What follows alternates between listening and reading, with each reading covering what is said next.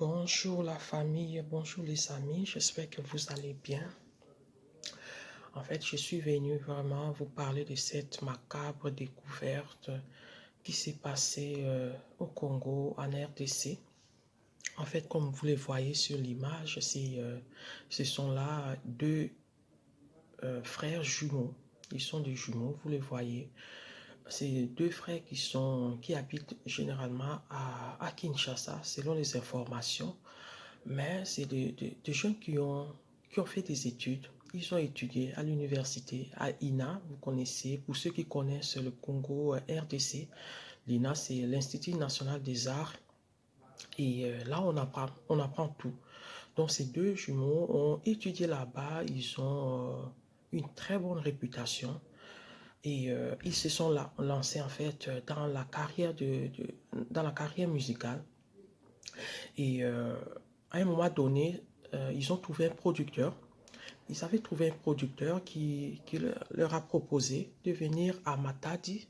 Pour ceux qui connaissent le Congo, vont connaître aussi cette partie du Congo. Donc ces producteurs-là les a appelés à Matadi pour venir faire la promotion de leur musique et tout. Et donner aussi des concerts. Alors, ils étaient tous les deux très heureux parce qu'ils veulent aussi montrer leurs œuvres, tout ce qu'ils font et tout. Donc, ils sont partis. Arrivés là-bas, il y a eu le truc de cette pandémie. Donc, ils ne pouvaient même pas donner de concerts, ils ne pouvaient rien faire. Donc, ils étaient bloqués, ils ne pouvaient même pas retourner à Kinshasa parce que les frontières étaient fermées. Alors, les deux frères, pardon, ils se sont dit, mais pourquoi pas aller faire des achats? Parce qu'on pouvait circuler dans le village même, on pouvait circuler à Matadi et aller même dans d'autres villages et tout. Donc ils se sont dit, pourquoi ne pas aller, au lieu de rester comme ça, on peut aller là-bas acheter des choses qu'on pourra, dès que la frontière sera ouverte, on pourra retourner avec ça à Kinshasa pour les revendre et tout. Or, avant de penser à tout cela, ils étaient là. Ils sont Moluba, ils sont Baluba. Vous savez, le Baluba, c'est aussi un tribut en RDC. Ils ont aussi leur langue, leur façon de parler, leur façon de voir les choses. Et d'ailleurs, pour ceux qui connaissent, le président de la République vient aussi de ces tribus-là.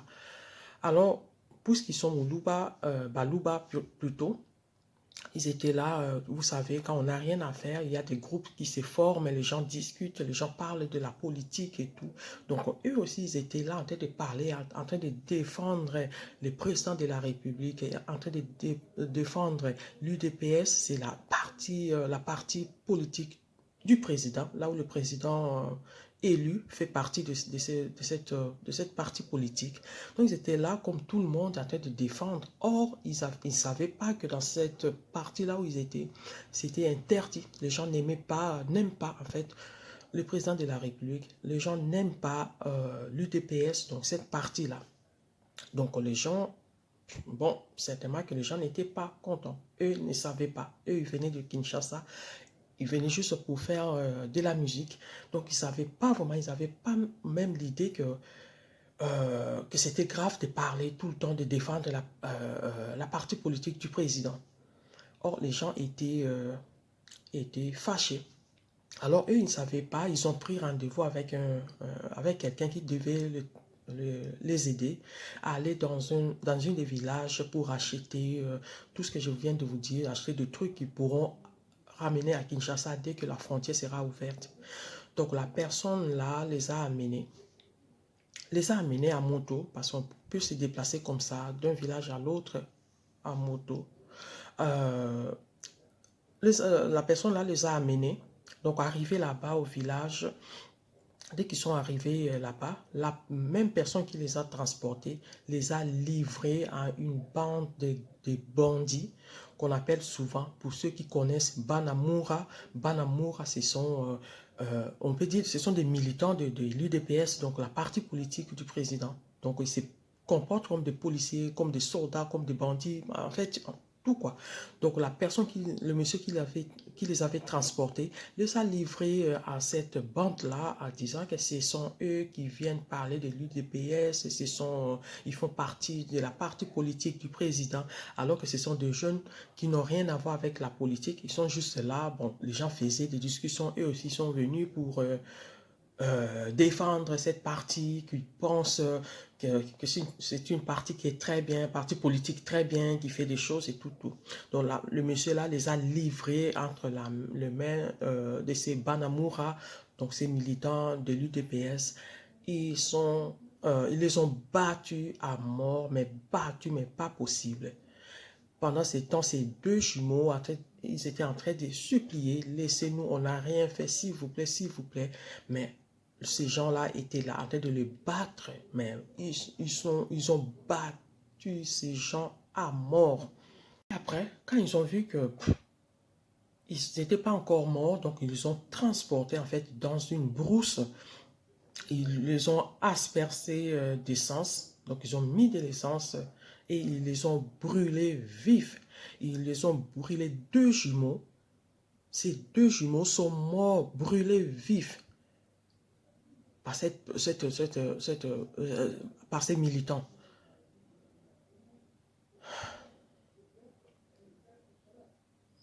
C'est triste.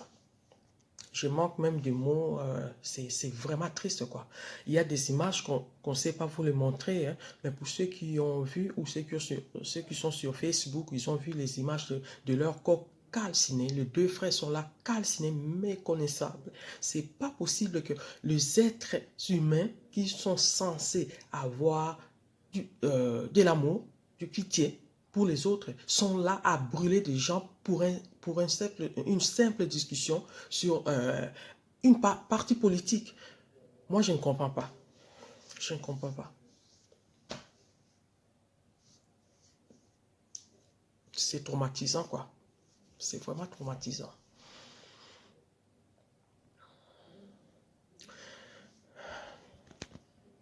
Alors, selon la police, le monsieur qui les avait transportés, il est toujours en fuite. Donc, lui, il croyait simplement, selon les infos que ces deux jumeaux allaient être battus et puis laissés, quoi. C'était juste leur façon de les corriger. Pour leur dire qu'ici, dans ces contrées, on ne parle pas de l'UDPS, on ne parle pas de cette partie politique, on ne parle que de leur parti politique.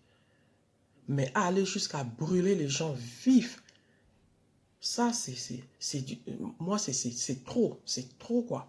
C'est vraiment trop. Donc, le monsieur qui les avait transportés, il a disparu. La police ne sait pas là où il est. Selon les infos, il est parti. Personne ne sait où il est. Mais ce qu'il faut retenir, c'est que ces deux jeunes, c'était des gens très courageux. C'est les gens qui les connaissent partout où ils sont passés. C'est des jeunes très polis, très courageux. Ils ne cherchaient pas de problème. Ils ne sont pas des gens à problème. Ils étaient juste là. Ils aimaient la musique. Donc, ils étaient juste là. Vous voyez même sur la photo, sur les images, c'est des gens qui aimaient la musique. Ils étaient tout le temps en train de chanter, à essayer de se faire connaître. Parce que vous savez, c'est pas toujours évident quand on est musicien de se faire connaître. Donc, ils ont eu la chance d'avoir un producteur qui voulait les propulser en organisant de concerts, de petits concerts comme ça. Et pour eux, c'était une chance de se faire savoir aussi, de se faire connaître au monde. Donc, ils étaient tous les deux très contents d'être là. Mais malheureusement, le truc de ces pandémies est venu, donc on ne pouvait pas, il n'y avait pas, on n'avait pas le droit, ils n'avaient pas le droit d'organiser des rassemblements, beaucoup de gens, tout. Donc, c'était quand même quelque chose qui les a vraiment beaucoup touchés, mais ils se sont dit, bon, au lieu de rester comme ça, sans rien faire, allons quand même dans ces villages-là, allons acheter des choses qui pourra nous aider. Dès que la frontière va ouvrir, on va rentrer à Kinshasa, on va venir, on va le revendre après. Donc c'est vraiment triste, mais courage à leur famille, parce que la famille est inconsolable. Ils n'ont jamais eu de problème avec ces deux jumeaux. Et vous savez, les gens qui ont des jumeaux en Afrique, vous savez que les gens ont une certaine croyance que les jumeaux se vengent. Les jumeaux ont un pouvoir extraordinaire, quoi. Donc les gens disent que ces jumeaux doivent se venger. ils doivent venger, ils doivent vraiment retourner vers les gens, tous ceux qui l'ont tabassé, ils doivent vraiment faire un retour. Bon, pour des gens qui croient à cela, ils le savent. Eux-mêmes, ils ont de l'expérience à ça. Moi, personnellement, je n'ai pas d'expérience. Pour moi, si une personne meurt, c'est fini. Hein. C'est ce que je crois. Alors, toutes nos pensées, le soutien, tout, va à la famille parce que c'est du jamais vu. Deux jumeaux, deux grands garçons comme ça, partis comme ça pour des histoires, pour une histoire banale, c'est pas possible, c'est pas possible. Et ce qui est grave encore, qu'il n'y a aucune autorité qui se met debout alors qu'ils connaissent l'histoire, il n'y a aucune autorité qui s'élève pour dire stop à ce genre de choses. Chacun a le droit d'avoir son opinion. On a le droit d'avoir son opinion. On a le droit dans toutes les situations. Si on n'est pas d'accord, tant pis. Mais chacun a le droit, que ce soit dans la politique. Cela ne veut pas dire que quand on a son opinion, cela ne veut pas dire qu'on a de la haine vis-à-vis de l'autre personne qui a une autre opinion. Ce n'est pas ça. Chacun sa façon de penser. L'autre va trouver que l'UDPS fait du bien à la population. Les autres vont dire, oh non, c'est pas bien. Les autres, il y a toujours comme ça, cette partie. Mais ce qui est sûr, c'est qu'il n'y a aucune partie politique qui est bien. Il y a toujours du bon et du mauvais de tous les sens, de tous les côtés. Il y a des gens une partie politique par exemple, qui fera des bonnes choses. Il y aura une partie là où il fera pas des choses qui feront du bien à la population. Donc c'est toujours comme ça. Mais aller jusqu'à brûler des gens qui ont souffert, qui sont venus chercher la vie. Ils sont là juste pour promouvoir leur œuvre. Ils sont là juste pour travailler. Puisqu'ils ont donné un avis qui ne vous satisfait pas, vous êtes là, vous les prenez, vous les tabassez à mort et puis vous les brûlez alors qu'ils sont là en train de pleurer, en train de vous supplier. Mais quel cœur à la fin, l'être humain, c'est pas possible, quoi. Ça fait peur d'avoir des gens tout autour de soi parce que on se rend compte que l'être humain, c'est le plus dangereux. Même les animaux ne feront pas des choses comme ça. Même un animal ne fait pas des choses comme ça. Tuer quelqu'un pour rien. Tuer un autre animal pour rien. Quand un animal tue, c'est parce qu'il a faim, il veut manger. Mais comme ça, là, sans raison, rien du tout, même s'il y avait une raison, est-ce qu'il fallait tuer quelqu'un? C'est vraiment triste. Alors, les amis, c'était de ça que je suis venu parler avec vous. C'est vraiment triste.